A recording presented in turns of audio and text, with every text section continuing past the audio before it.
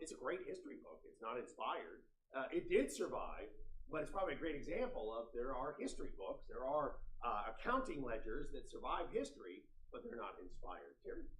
Doesn't it say, well, they went to war here, they went to war here, they kind of reference the wars, so we don't need the book of wars. Yeah, and the Book of Wars could have been a list. We always have to be careful because they didn't have a word book back in those times. Almost every time you see the word book, it's actually scroll. And like I said, it could have just been a list of wars. It could have just been something that had been written down like that too. That it wouldn't be what we think of as a book. It would have just been a list of some kind too. So good stuff. All right, we'll jump over to John chapter 3, and let's make our big application. One of the things I like about the book of Numbers, and the reason we're in the book of Numbers, is the book of Numbers is super important to the New Testament. 1 Corinthians 10 has told us that. Whenever the substance, the bigger part of 1 Corinthians chapter 10 is trying to get us to draw back to the book of Numbers. Now, in John chapter 3, here is Jesus in John chapter 3. Can anybody remind me who Jesus is talking to in this moment? Nicodemus. He's talking to Nicodemus. Verse 9 and 10. Nicodemus is a teacher of Israel. He's one of the leaders of the Sanhedrin. He's one of the, I usually say the Sanhedrin represents the group of people that Moses had instituted, the judges of Israel. So these are the men that are supposed to be the leadership of Israel. There's several words that fall into this, and just the idea of describing these men that are responsible for Israel. So here is Nicodemus. Nicodemus says, well, you're a teacher of Israel. He says, you don't know these things. Verse 11, assuredly I say to you, we speak what we know and testify what we have seen, and you do not receive our witness. If I have told you of earthly things you do not believe, how will you believe when I teach you of heavenly things? Verse 13, no one has ascended to heaven, but he who came down from heaven, that is the Son of Man, who is in heaven. Verse 14, here's our big passage. And as Moses lifted up the serpent in the wilderness, even so must the Son of Man be lifted up. And whoever believes in him should not perish, but have eternal life. And Stephen was kind of alluding to this before. This is one of our big ideas. I had a preacher try to trip me up the other day in a friendly way. He says, Brian, you ever think of the time that Jesus is called a snake? And I said, what? What? He said, yeah. He said, John 3, Jesus is the snake.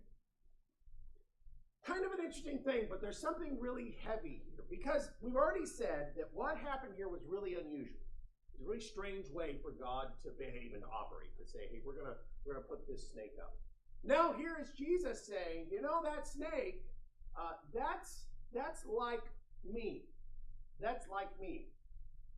That I'm going to be lifted up, he says. And Jesus goes on to talk about the idea that he doesn't use the term sees, but he uses the term believes, but it's the same kind of language. And we already kind of talked about the idea that it wasn't just seeing it, it was confessing that you were sinful, it was turning away from wherever you were to go to the place where you could find it, and coming to that place, you found salvation from this problem. How is Jesus, here's the question I want you to think about a second, and maybe some of you already have an answer. How is Jesus like the bronze serpent? Lamar. The bronze serpent, they had look on it to have the physical life. Right. And Jesus said, and being lifted up on the cross, it's our spiritual and eternal life as we look to what he did. So, Lamar, let me kind of even take your statement there and take it a little further. We sing songs like Kneel at the Cross. What are we really asking somebody to do when we ask them to kneel at the cross? We go to the cross. I'll give you a hint where I'm thinking, because you're not going to read my mind. Romans 6. Paul says, talks about something that he says, this is actually going to Jesus on the cross. What is it? Baptism.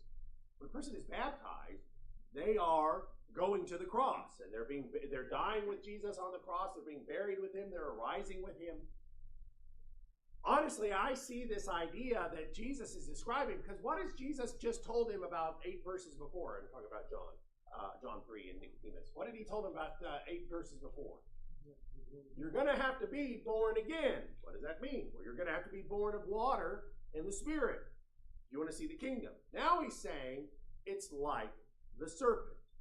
It's like the serpent. So number one, it has that connection. Touch them. Yeah, they have to show up and beg for salvation.